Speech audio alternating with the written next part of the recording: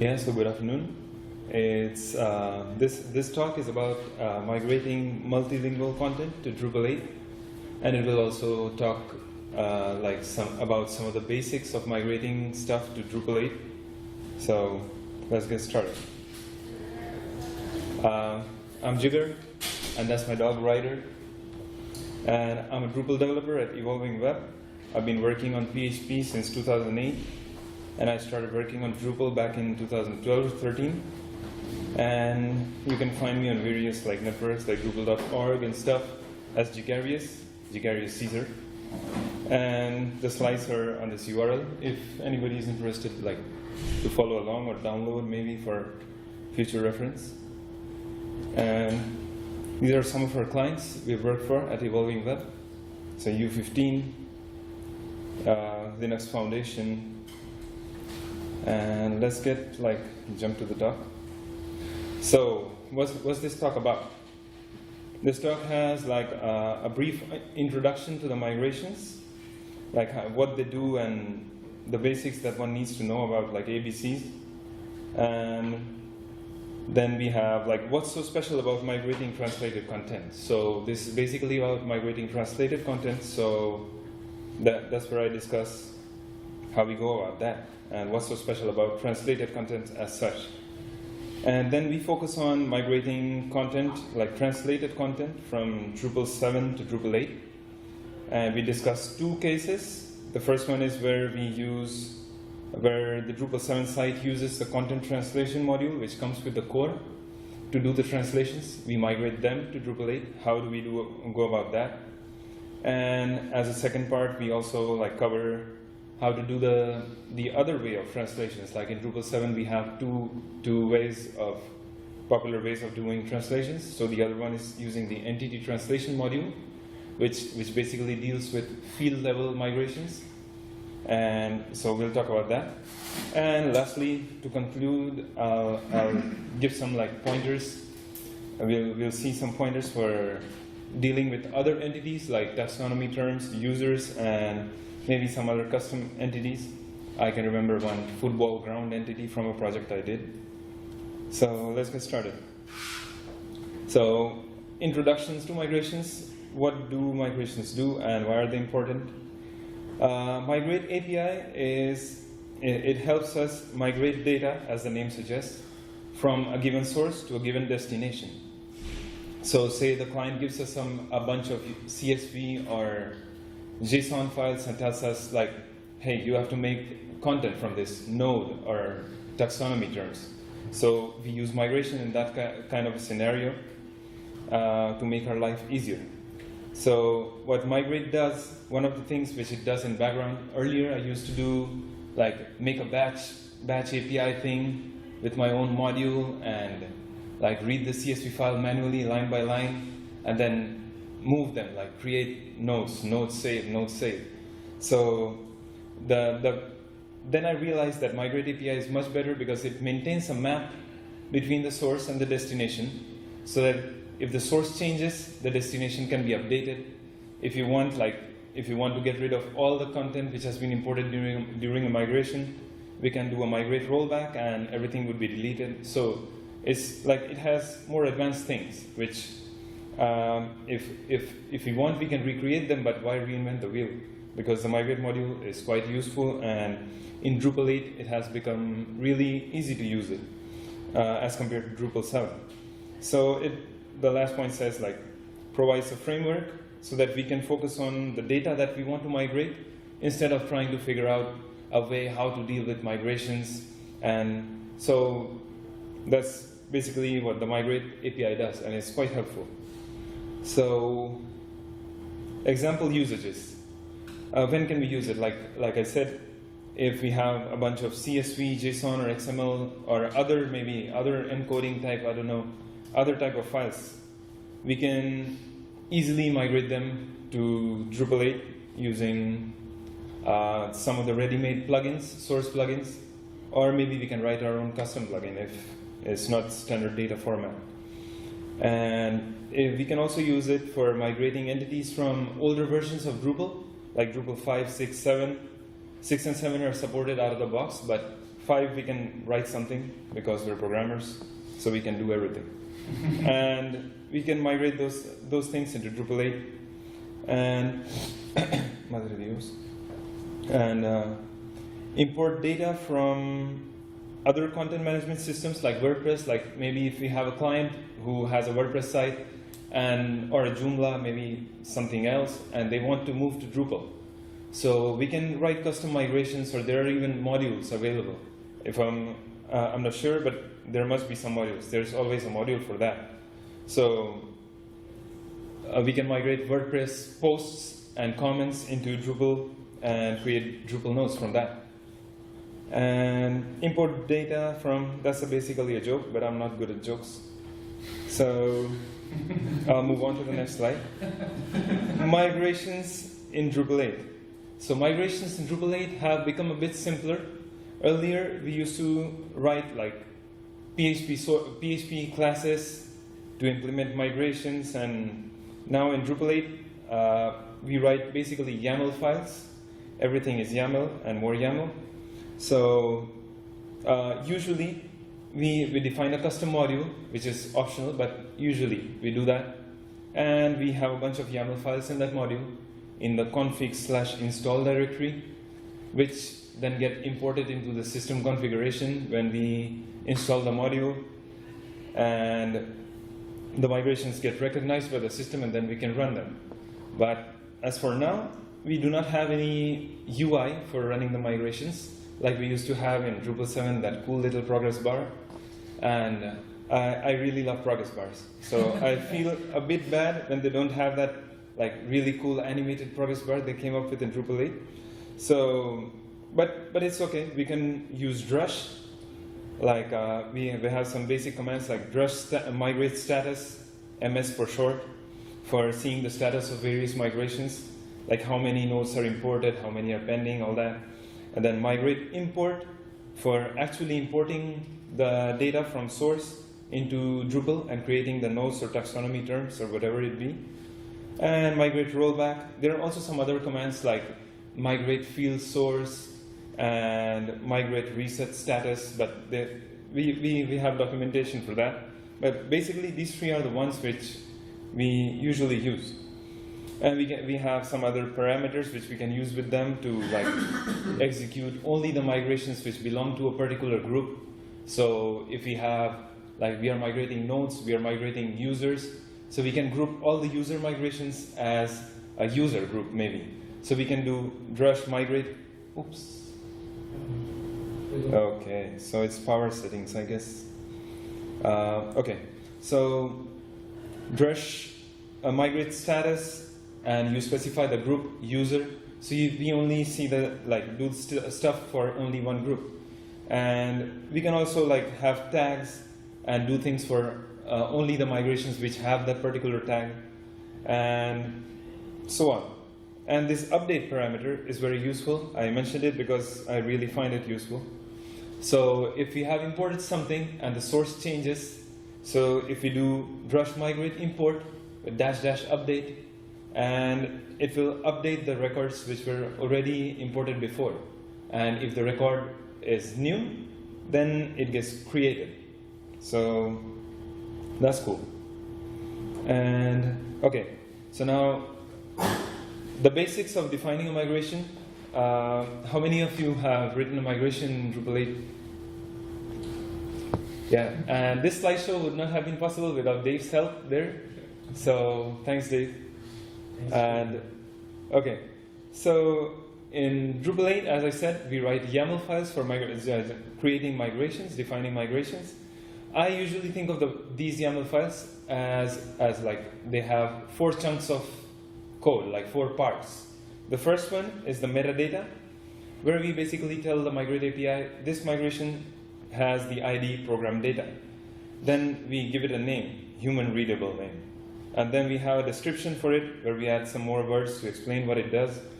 We can have a migrate group optionally. Then we have migration tags for executing migrations and seeing status by tags, all that. And we have something called migration dependencies. So whenever we think of this migration should run before the other one. So we are talking about the dependency. So we can have optional or required dependencies depending on our needs. And the second chunk is the source. The source plugin basically is responsible for reading records from the source data, like CSV or be it JSON, be it something else. And it presents those records, makes them available for processing. So the source plugin is responsible for that. And here, in this example that we have here, we are trying to read some CSV data.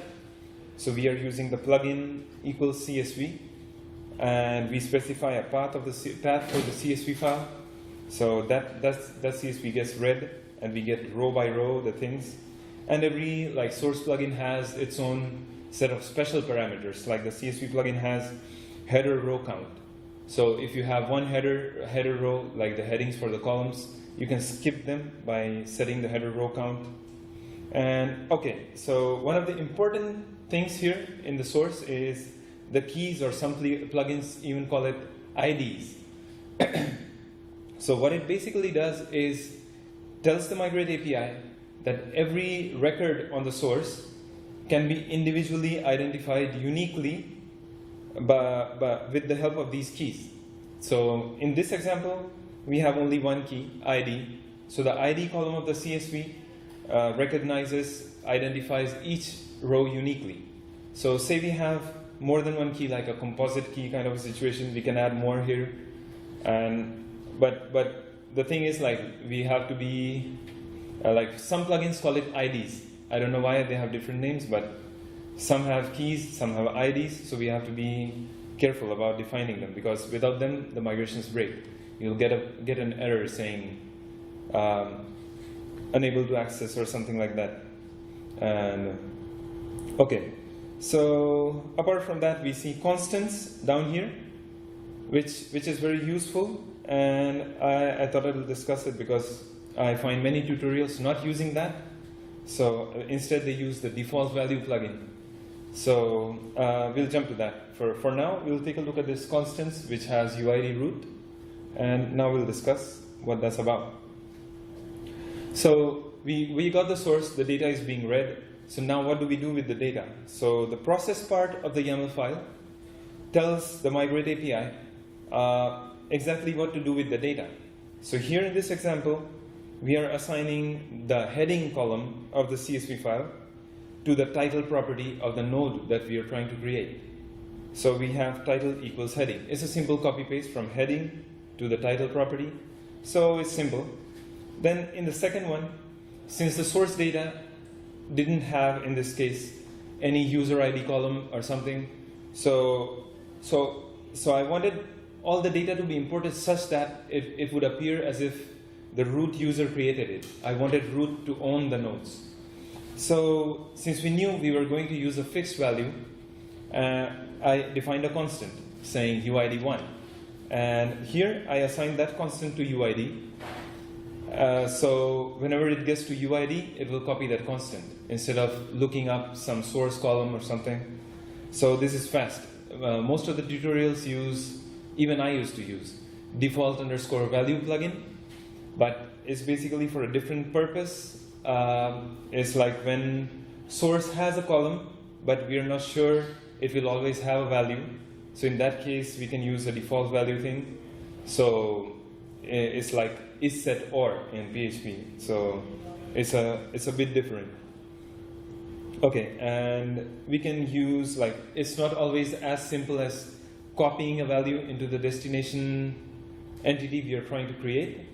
So we have plugins to make our life easier. So the things which we used to do in Drupal 7 in the prepare row method, we do them using plugins here in Drupal 8.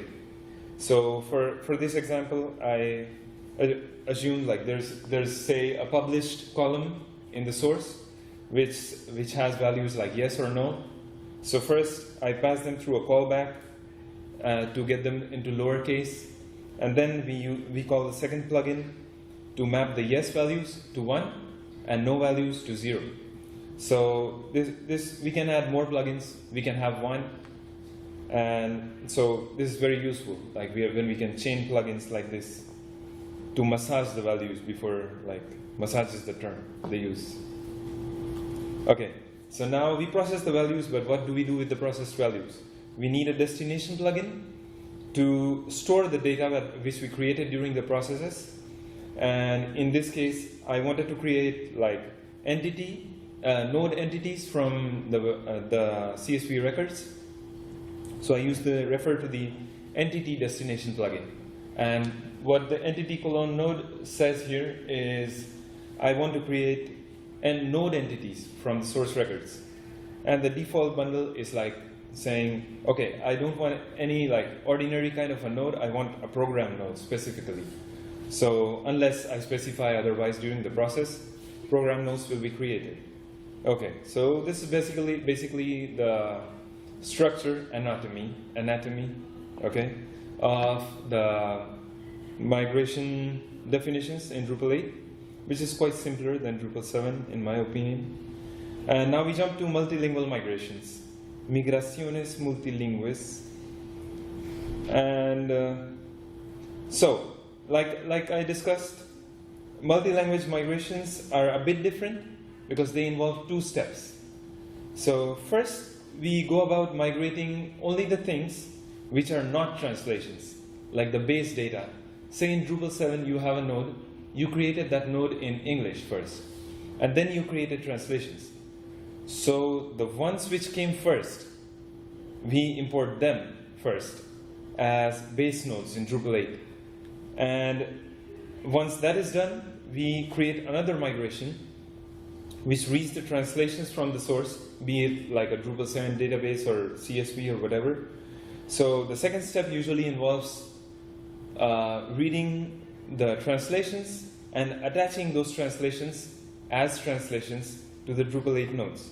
So in the second stage, we ignore the base data or the non-translations, the ones which came first, the source, the originals, and we make sure that these translations get properly related to the entities in the base language. So the first migration creates the base entity, and then we relate these. We make sure that these get related to those as translations, and we don't want to create like fresh entities. We want to relate them to the existing ones.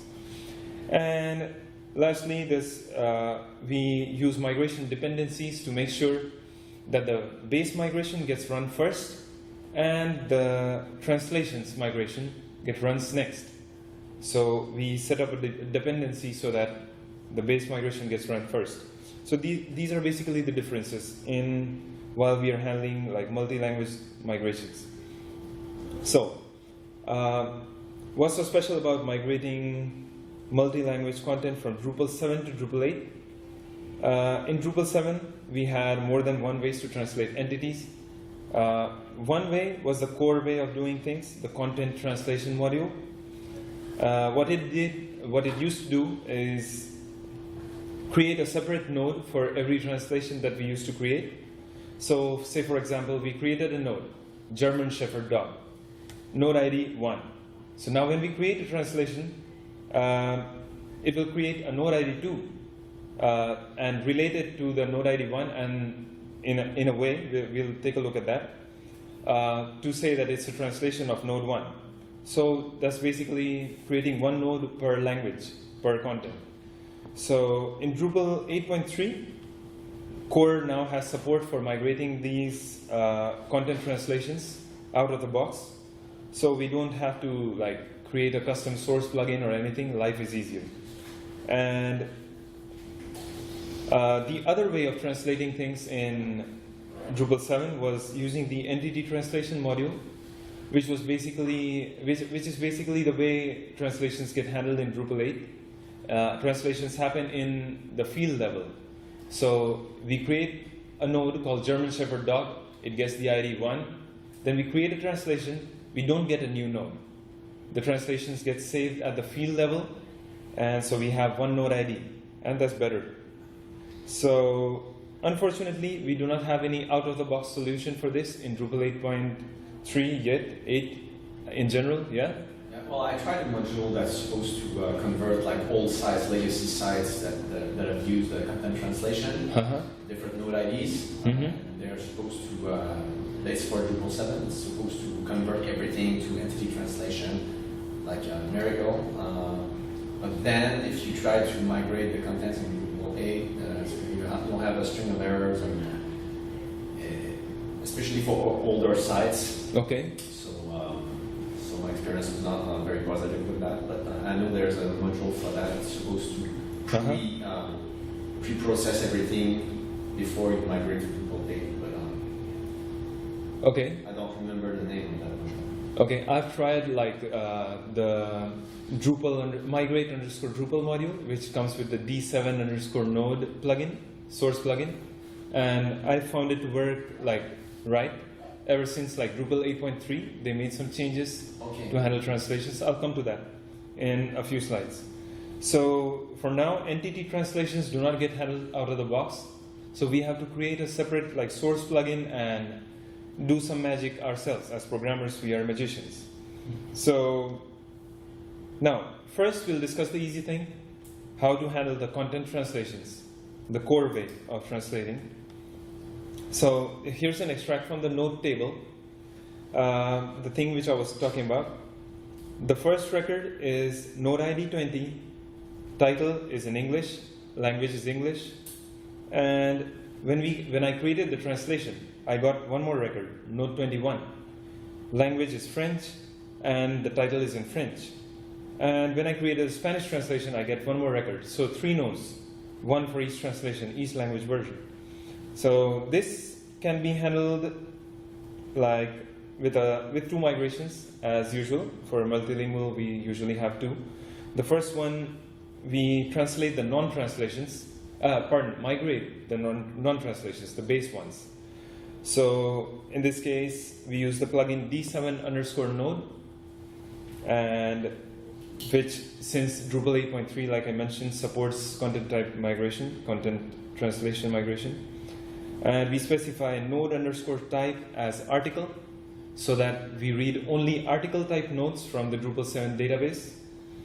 And if you see the translations equals false, and it's cancelled there on purpose because we do not need to include that. Or if we include that, we need to set it to false. So what it does is tells the D7 node source plugin that we want to read only the non-translations. We want the original nodes, the ones which came first. So we ignore that line in this stage, the first step. And similarly, in destination, we do the same. We ignore the translations parameter, or we set it to false, so that Drupal 8 creates fresh nodes out of each and every record that it finds in Drupal 7. So yeah, and basically the process and the rest of the things remain the same. So these are the 2 important things here. And after the base data is done, we jump to translation migrations. This is a separate YAML file where we do set the translations equal to true. Everything else remains the same. Translations equals true.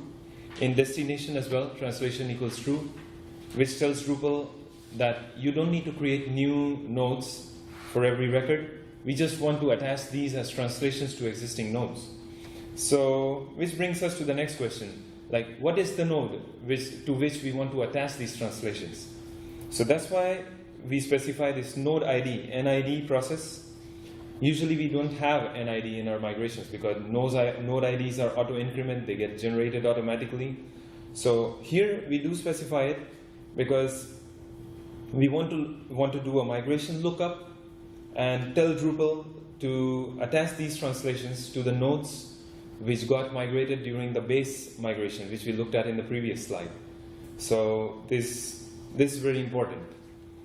And apart from that, the last migration _ dependencies parameter, what it does is like ensures that the program _ base migration is run before this particular migration, so that the base data exists when we are migrating the translations. Otherwise, it won't work. So this is pretty important, like to run the program _ base migration first, and then the program _ I18N. So this is pretty much it. And there's also an alternate solution for earlier versions of Drupal 8, like 8.2, but I have not mentioned it here. I'll share a link towards the end of the presentation. We have an alternate solution using a custom source for 8.2 and earlier. So this is how we migrate content translations into Drupal 8. And now is the complicated part, a bit complicated, not too complicated. Migrating entity translation stuff, like the field level migration. And as I said, there's no, Drupal 8 does not have any out-of-the-box support for them in the meanwhile, so we'll have to write some code. So the migration basically remains the same. The YAML file, we have two migrations as usual, the base and the other one for translations.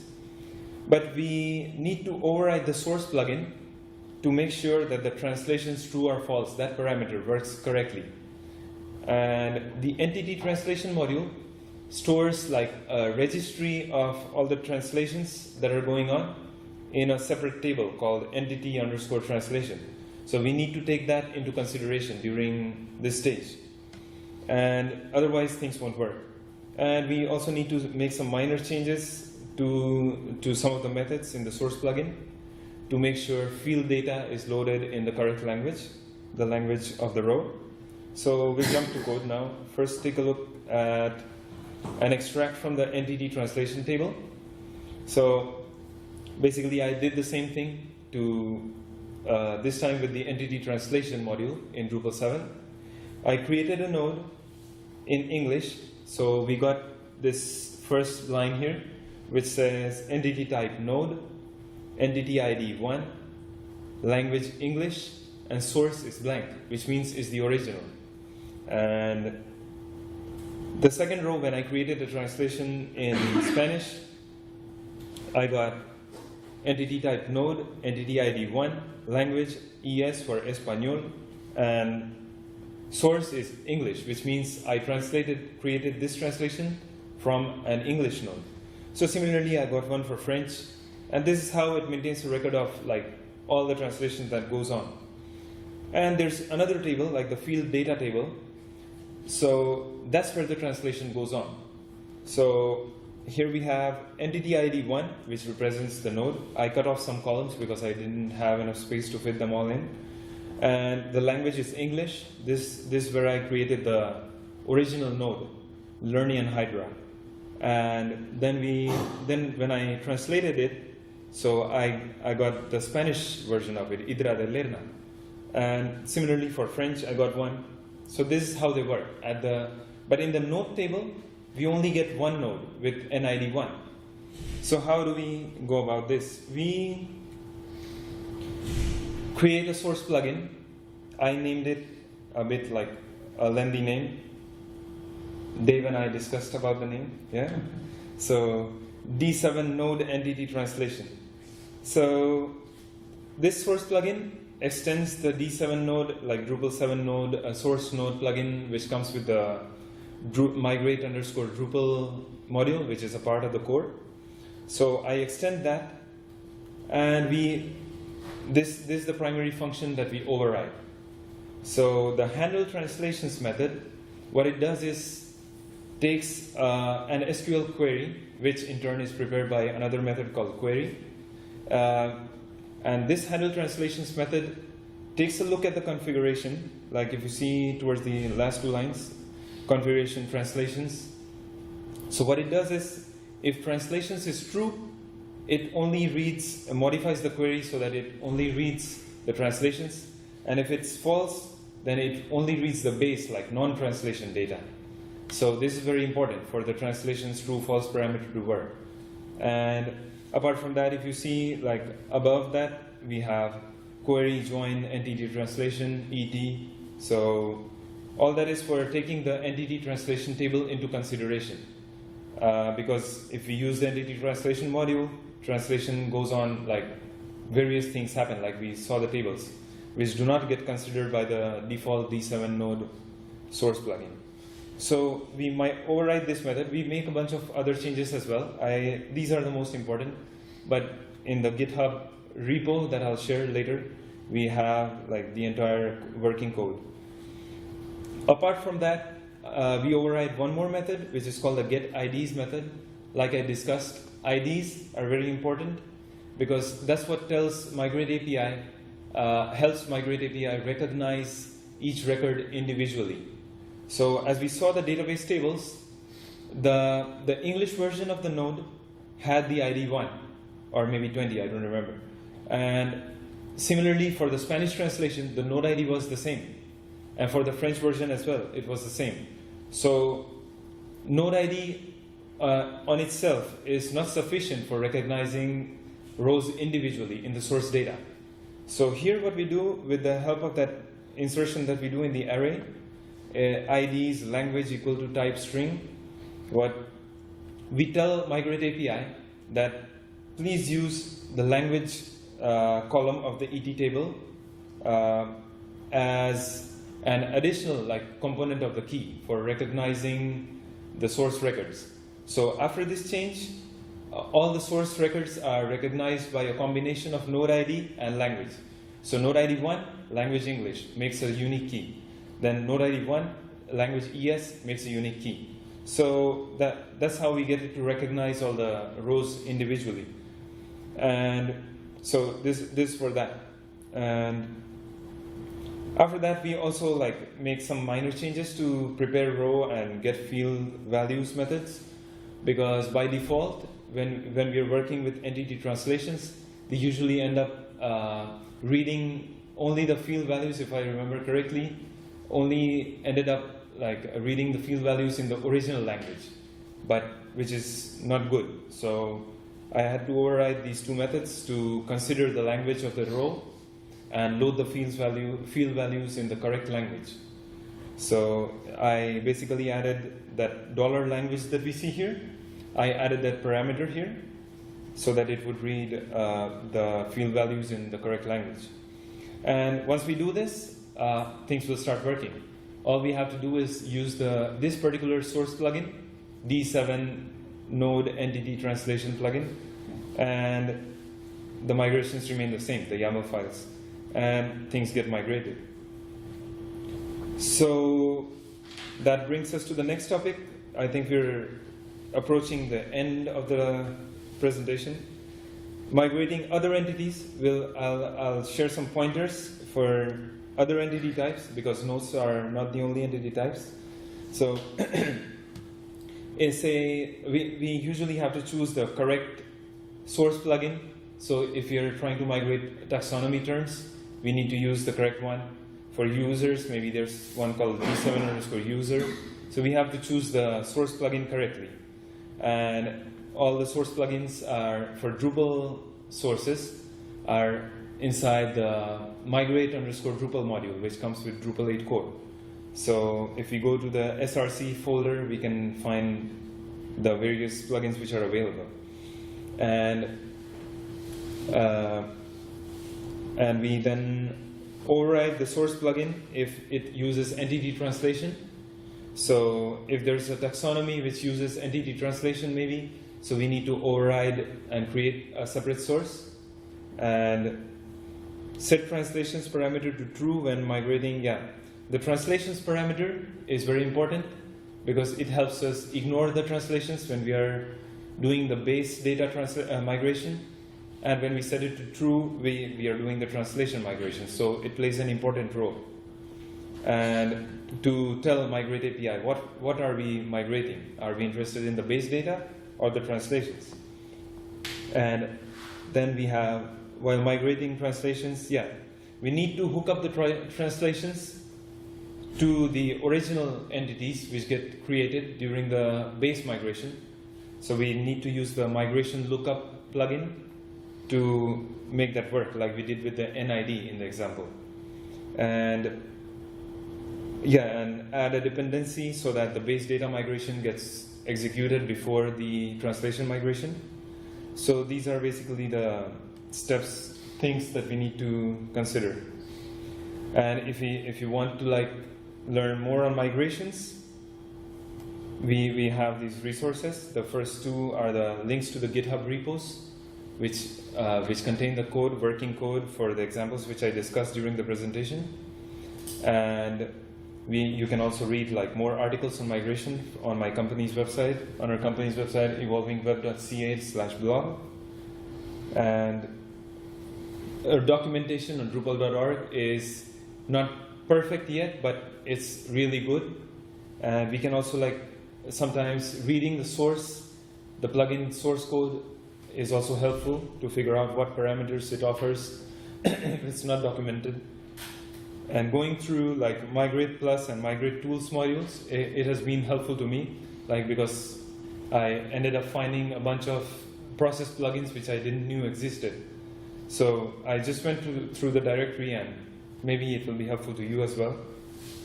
And try writing your own migrations, which should obviously be helpful, because I always tell people I know how to swim, but theoretically. So, because I've never been into a pool. So yeah, but fortunately I have a pool now, so I'll see if my theory works. And if it does work, I'll be back on the next Drupal camp with some more like presentations. Otherwise, rest in peace, Jigar. Okay, so if you have any questions, it will be like my pleasure to answer them.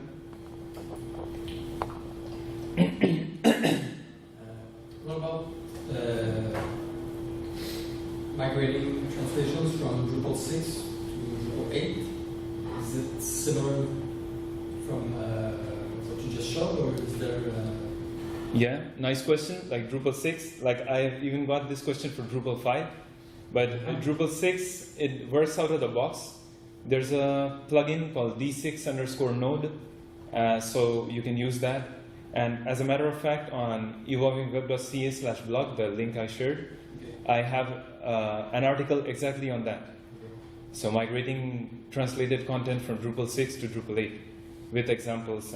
And as a matter of fact, the Git repo that I shared up here, the second bullet list item, it has the example for Drupal 6 as well, if you want to try it. You won't need the entity translation method because it doesn't exist. Yeah, so just the content translation. Yeah, it's with the TNID and NID. And there's a working example here. And the D6 database is also included in the migration. So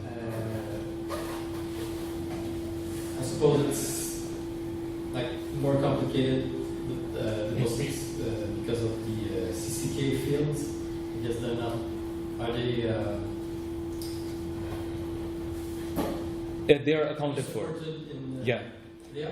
Yeah, and like this example that I'm talking about, I created like two fields as far as I remember, which are using the CCK. Actually, this was my preparing the example was my first experience with Drupal 6. So I created the Drupal 6 site especially for this purpose, and installed CCK for the first time in my life. Wow. And I saw the database and stuff. It works. Okay. It gets translated, yeah. So, any more questions? Is there some kind of sanity check in place that makes it so that, like, if you were to point at a database, it could figure out, oh, this is this kind of translation or this kind of translation, and automatically use the right migration? Okay, good question. Like, for now, Drupal core only focuses on content translations, so it doesn't work on doesn't try to recognize all that. But Dave wrote one of the methods there in the example that I shared. So what that method actually tries to do is read the source database configuration and figure out whether that particular node type supports entity translation, or is it content translation. So, but it's not in core yet. Yeah, but there is a way to figure it out automatically. Yeah, Dave? If I can elaborate on that a little bit. What's currently in core, the content translation stuff, if you use the automatic core migration tools, just like I have a D7 site, I'm going to migrate the whole thing, it will recognize things that are using content translation and treat those appropriately. And it will handle things that don't use content translation too, of course, because most people don't. And as Jigar said, entity translation still isn't in core, so. Yeah, is entity translation? Migration, translation. okay. Not core, so. Okay. So, That wasn't the case. That wasn't the case like 3 months ago or 4 months ago. Like it's a brand new feature. the content translation migration. Yeah, well, recognizing the right stuff. It worked for some people. If it doesn't work for you, please file a bug and we'll try to handle it. And I'm happy to come talk to you after. No, my experience was like 4 or 5 months ago, so it might have changed. I think it got in about, what would you say, 7, 8 months ago? So. Into court? Yeah, Yeah. like which minor Oh, release? but I know which release, that's true. I thought it was an 8.2, but it might have been 8.3. Yeah.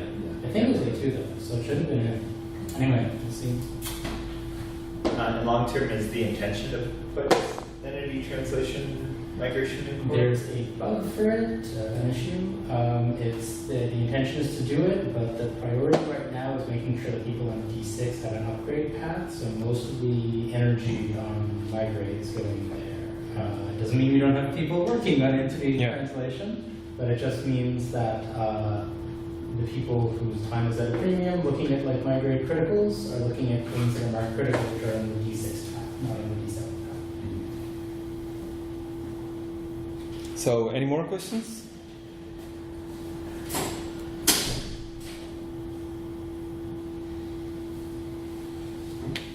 No, not as such. Okay, then thanks for being like so attentive and listening to me. This is my first Drupal camp and my first presentation in like 10 years.